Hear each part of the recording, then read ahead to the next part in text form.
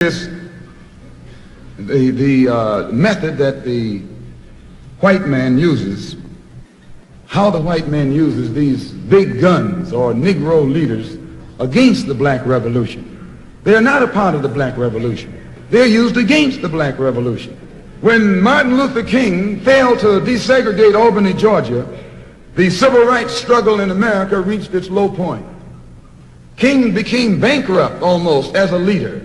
Plus, even financially, the Southern Christian Leadership Conference was in financial trouble. Plus, it was in trouble, period, with the people when they failed to desegregate Albany, Georgia.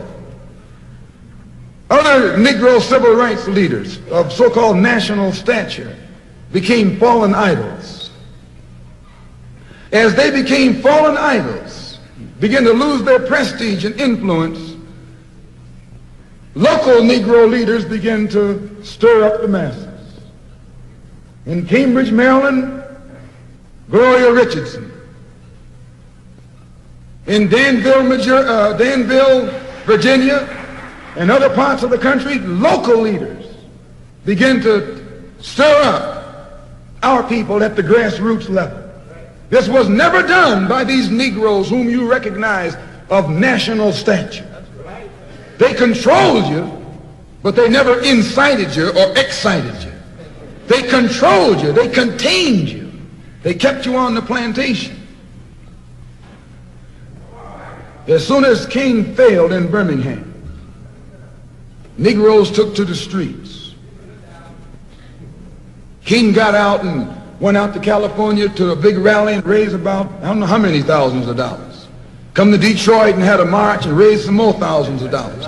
And recall, right after that, Wilkins attacked King, accused King and the Corps of starting trouble everywhere and then making the NAACP get him out of jail and spend a lot of money, and then he accused King and Corps of raising all the money and not paying it back. This happened. I got it in documented evidence in the newspaper. Roy started attacking King, and King started attacking Roy, and Farmer started attacking both of them. And as these Negroes of national stature begin to attack each other, they begin to lose their control of the Negro masses. And Negroes was out there in the streets. They was talking about, we're going to march on Washington. By the way, and right at that time, Birmingham had exploded, and the Negroes in Birmingham, remember, they also exploded. They began to stab the crackers in the back and bust them upside the head. Yes, they did. That's when Kennedy sent in the troops down in Birmingham. So, and right after that, Kennedy got on the television and said, this is a moral issue. That's when he said he's going to put out a civil rights bill. And when he mentioned civil rights bill and the Southern crackers started talking about they were going to boycott it or filibuster it, then the Negroes started talking about what? We're going to march on Washington, march on the Senate, march on the White House, march on the Congress, and tie it up, bring it to a halt. Don't let the government proceed. They even said they was going to go out to the airport and lay down on the runway and don't let no airplanes land.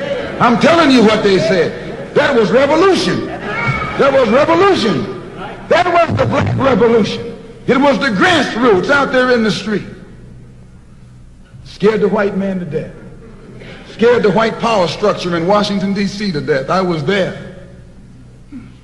When they found out that this black steamroller was going to come down on the Capitol, they called in Wilkins.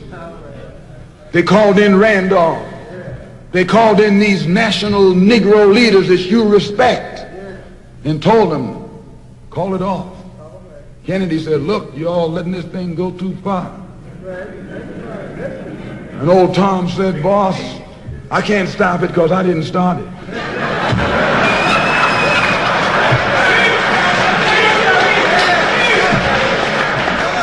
I'm telling you what they said. They said, I'm not even in it, much less at the head of it. They said, these Negroes are doing things on their own. They're running ahead of us. And that old shrewd fox, he said, well, if you all aren't in it, I'll put you in it.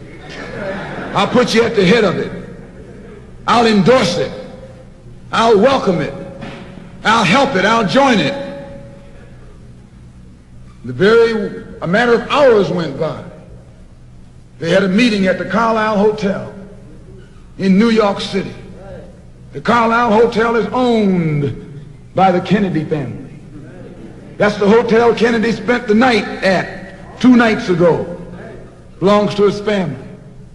A philanthropic society headed by a white man named Stephen Currier called all the top civil rights leaders together at the Carlisle Hotel and told them that by you all fighting each other, you're destroying the civil rights movement.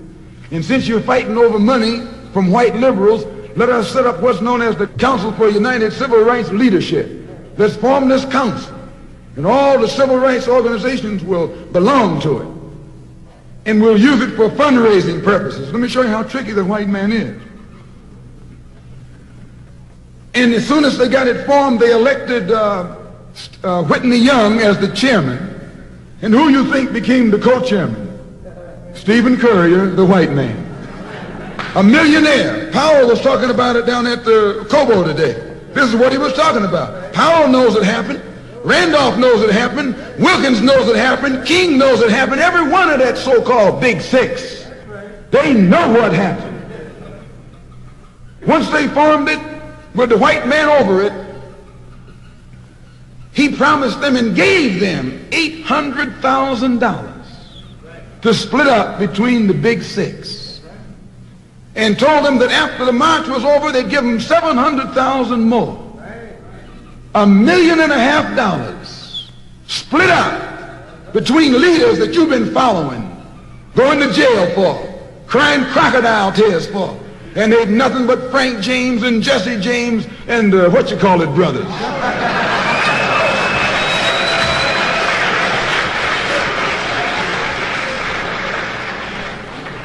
Soon as they got the setup organized, the white men made available to them top public relations experts, opened the news media across the country at their disposal, and then they began to project these Big Six as the leaders of the march. Originally, they weren't even in the march. You was talking this march talk on Hastings Street. Is Hastings Street still here? On Hastings Street.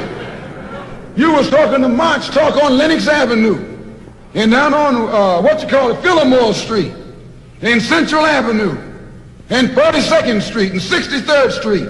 That's where the march talk was being talked.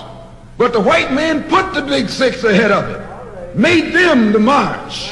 They became the march. They took it over. And the first move they made after they took it over, they invited Walter Reuther, a white man. They invited a priest, a rabbi, and an old white preacher. Yes, an old white preacher.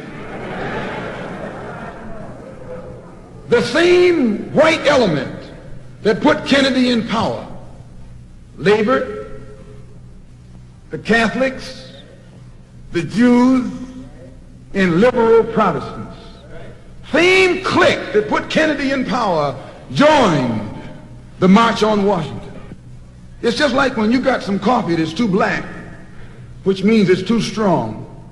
What you do, you integrate it with cream.